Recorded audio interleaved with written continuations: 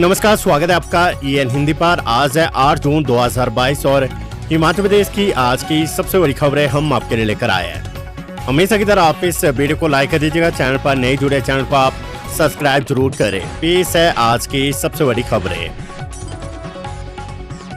हिमाचल प्रदेश के स्कूलों में लंबे समय से लैपटॉप का इंतजार कर रहे मेधावियों को 8 जून को लैपटॉप मिलेंगे। 19,000 मेधावियों को ये लैपटॉप दिए जाने हैं। मुख्यमंत्री जयराम ठाकुर मंडी के पड्डल मैदान में वर्चुअल माध्यम से इसका शुभारंभ करेंगे, जबकि पूर्व मुख्यमंत्री प्रोफेसर प्रेम कुमार धूमराज के वरिष्ठ माध्यमिक पाठशाला सुजानपुर में मेधावियों को लैपटॉप बांटेंगे। लैपटॉप के लिए चयनित छात्रों की सूची वेबसाइट पर अपलोड की गई है। स्कूलों में 8 जून को सुबह 9 बजे विद्यार्थियों को अपनी उपस्थिति दर्ज करवानी होगी। इसके लिए पात्र छात्रों को अपने साथ आवश्यक दस्तावेज लाने होंगे, जिन्हें लैपटॉप वितरण के समय दिखाना होगा। गवर्नमेंट जॉब हिमाचल के सरकारी डिग्री कॉलेजों में अधीक्षक ग्रेड 1 के 66 पद सृजित। हिमाचल प्रदेश के 66 डिग्री कॉलेजों में वरिष्ठ सहायकों के पद समाप्त कर अधीक्षक ग्रेड 1 के पद सृजित करने की अधिसूचना जारी कर दी गई है।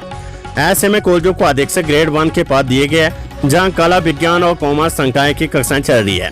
प्रधान सचिव शिक्षा की ओर से इस संदर्भ में मंगलवार को अधिसूचना जारी कर दी गई है। सिरमौर के सुरजीत सिंह आम आदमी पार्टी के प्रदेश अध्यक्ष मनीष सिसोदिया ने घोषित की कार्यकारिणी। आम आदमी पार्टी ने हिमाचल प्रदेश में राज्य कार्यकारिणी घोषित कर दी है। शिमला के पीठों में मंगलवार को दिल्ली के उप मुख्यमंत्री मनीष सिसोदिया ने राज्य कार्यकारिणी की घोषणा की है। सिरमौर जिले के रहने वाले सुरजीत सिंह ठाकुर को आम आदमी पार्टी के प्रदेश अध्यक्ष की कमान सौंपी गई है। उन्होंने कहा कि कार्यकारिणी में करीब 400 लोगों को जोड़ा गया है। सुरजीत ठाकुर पिछले 5 वर्षों से आम आदमी पार्टी के लिए काम कर रहे हैं।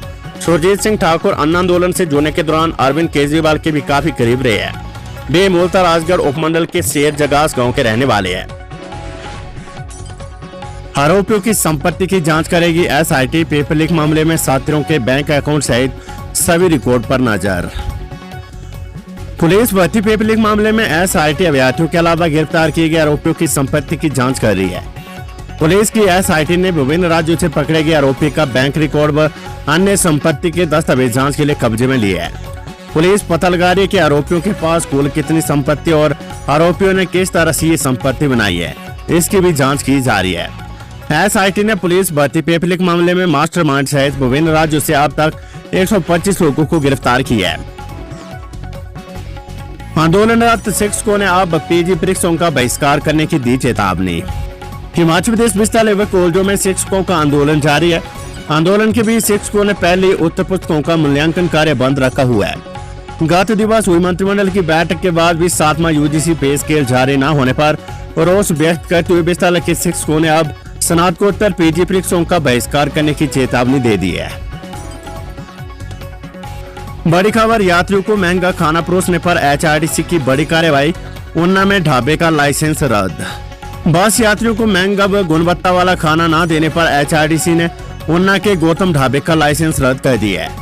अब HRTC की बसें रूट के दौरान इस ढाबे में यात्रियों को खाना खिलाने के लिए नहीं रुकेगी। वहीं इस तरह शिमला भराड़ी घाट मार्ग पर भी निगम प्रबंधन 3 ढाबों को ब्लैकलिस्ट कर लाइसेंस रद्द करने की तैयारी में है। ऊना में ब्लैकलिस्ट किए गौतम ढाबे से परिवहन निगम को शिकायतें मिल रही थी कि यहाँ पर महंगा खाना दिया जा रहा है, वहीं खाने की गुणवत्ता भी बिल्कुल सही नहीं है।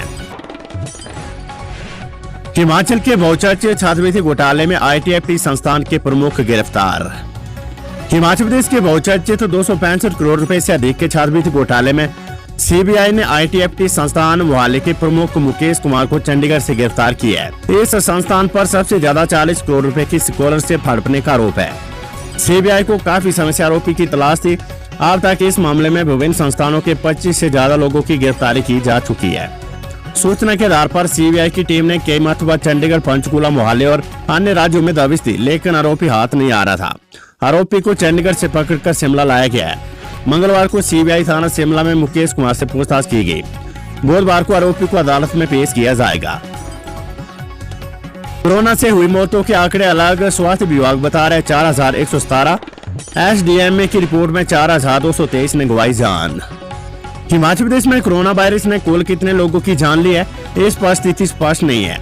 स्वास्थ्य विभाग एवं राज्य आपदा प्रबंधन प्राधिकरण के पास कोरोना से हिमाचल में हुई मौतों के अलग आंकड़े हैं। स्वास्थ्य विभाग के अनुसार प्रदेश में कोरोना वायरस से अब तक कुल 4117 लोगों की जान ली है।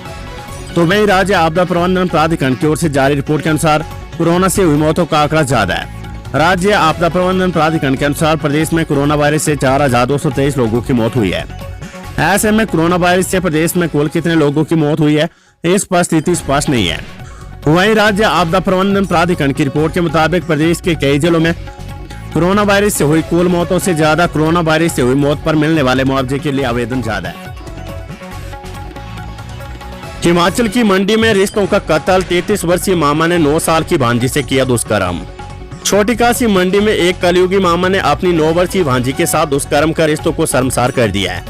मंडी में चाइल्ड हेल्पलाइन मंडी की टीम के ध्यान में अवेयरनेस कार्यक्रम के तहत ये मामला सामने आया है, जिसकी सूचना चाइल्ड हेल्पलाइन की टीम ने बल थाना पुलिस को दी। पुलिस अधीक्षक शालिनी अग्निहोत्री ने बताया कि पिछले कल चाइल्ड हेल्पलाइन के माध्यम से बल थाना में सूचना मिली थी कि एक 9 वर्षीय मासूम के साथ उसके 33 वर्षीय मामा ने दुष्कर्म किया है। सूचना मिलते बल पुलिस ने आरोपी को गिरफ्तार कर आईपीसी की धारा 376 और पोक्सो एक्ट के तहत गिरफ्तार कर लिया है। बड़ी खबर, बिजली बोर्ड कर्मियों को 15 दिन में संशोधित पे बैन, प्रबंधन और कर्मचारी यूनियन में बनी सहमति। बिजली बोर्ड में आगामी 15 दिन में संशोधित पे बैन लागू हो जाएगा। कर्मचारी की लंबे समय से चल रही इस मांग को पूरा करने की तारीख तय हो गई है।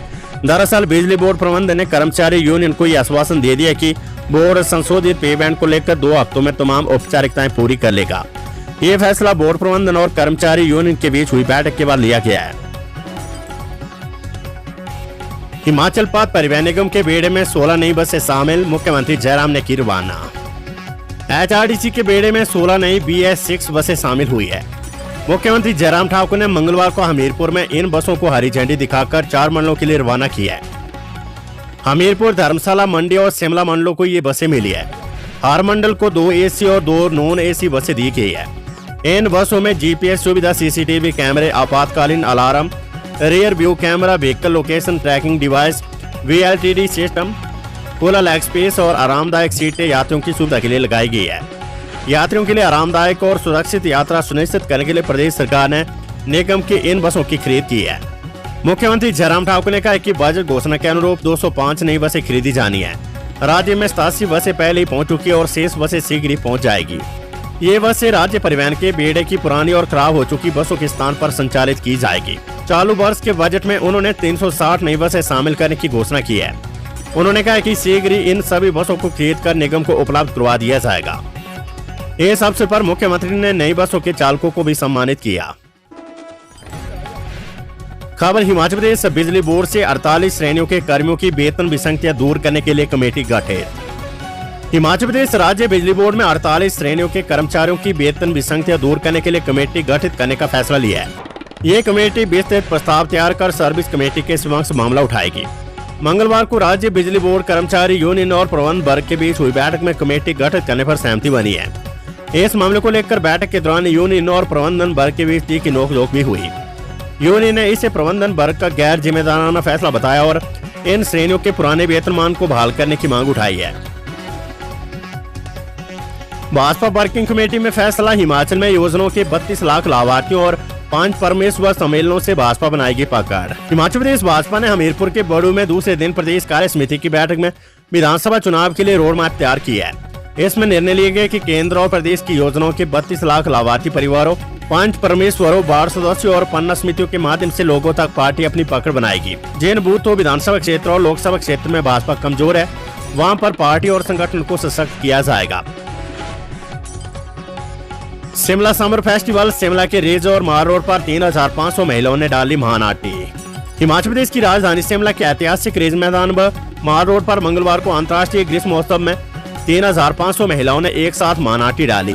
हिमाचल की लोक संस्कृति को प्रदर्शित करती है महानाटी माल रोड और रिज मैदान पर डाली गई है। जिले भर के स्वयं सहायता समूह की महिलाओं, महिला मंडलों, स्कूली छात्रों और आंगनबाड़ी कार्यकर्ताओं ने प्रस्तुति दी।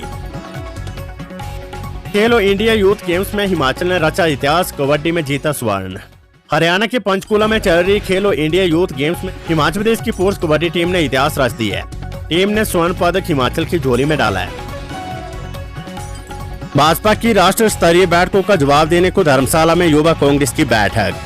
हिमाचल में आगामी विधानसभा चुनावों को लेकर सक्रिय हुई प्रदेश भाजपा सरकार को जवाब देने के लिए कांग्रेस ने भी कमर कस ली है।